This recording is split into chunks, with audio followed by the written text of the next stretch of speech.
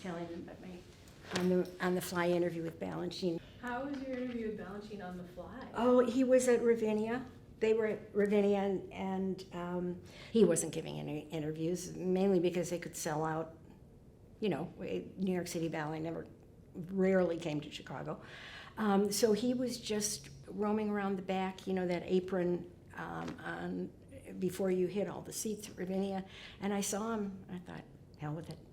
Where I talked about how, you know, fascinating it was that his costumes were so minimal, and just the leotards and the tights and the starkness. And he said to me, yes, but my dear, you know we had no money for costumes. But that was a very sort of telling response to the one It question. was a telling response, and I thought, God bless him. You know, he's not embarrassed to say what the situation was. I mean, some more insecure people might say, oh, well, you know, I just had this inspiration, and coming from Russia, I wanted to shed all the ideology. But, we had no money for costumes. I think sometimes critics or scholars of an art or whatever, I mean, we get so caught up in our own ideas of what happened or what we see, which is fine because we see what we see. But I think then we imply that there are certain motives behind it which really aren't.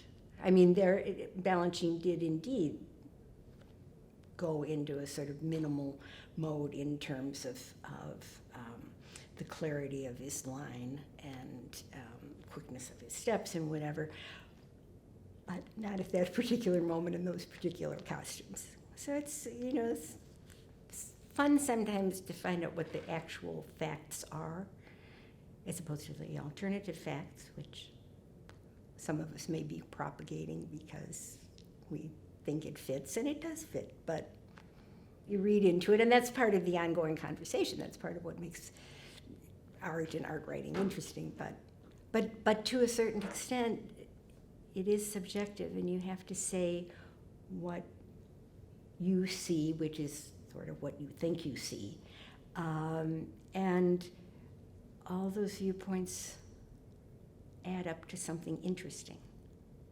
I was just at a dance performance at the Arts Club, and there was a discussion afterwards, and we all saw it in entirely different ways. And what I saw, there was a lot of repetition of very large segments, and I just thought to myself, this is like a fugue. This is like a Bach fugue. You've got a long, intricate original line, and then you do things with it from there. And there was one point where one of the dancers was on the floor, pounding very heavily on the floor, on her knees, and just, pounding very powerfully on the ground. And after the discussion, some of the people said that they thought that was so vulnerable, and they feared for her because she seemed so resigned and submissive. And I said, you know what I heard was the bass line. And the bass line in any piece of music, it's very powerful. It keeps things rolling. Well, that's interesting. I mean, and who knows exactly what that was supposed to mean, but it means different things to different people, and that's what makes it exciting.